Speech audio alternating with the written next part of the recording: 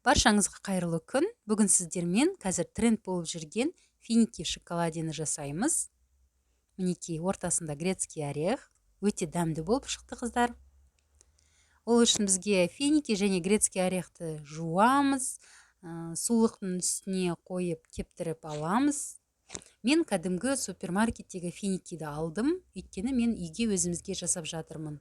Ал егер сатылымға жасағыларыңыз келсе, онда сіздерге басқа финикиді алу керек. Мінекей пышақпен кесіп, ортасындағы дәнегін алып тастаймыз. Және ол жерге грецкий орехтің жартысын саламыз. Екі шетін жауып, мінекей осылай қоямыз. Барлық финикиді солай жасап шығамыз.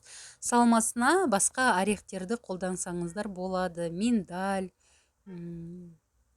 тағы басқа орехтерді қолдануға болады. Ал енді зубочистканың екеуін осылай алып, екі шетінен саламыз. Ерітілген шоколадқа осы финикиді батырып алып, тақтайшаның үстіне әдемілеп қоямыз. Мына жерде менде Қазақстан шоколады және де кішкене сливочный май қойдым. Және де водяной баняға ерітіп аламыз. Еріткен кезде міндетті түрде араластырып тұру керек, сонда осындай қою болады. Барлық финикиді осылай шоколадқа батырып алып, морозилкаға салып қоямыз. Кішкене шоколадымыз сол кезде қатып қалады.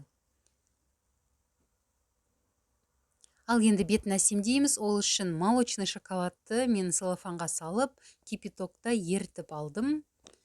Және де осындай әдемі узор жасап шығамыз.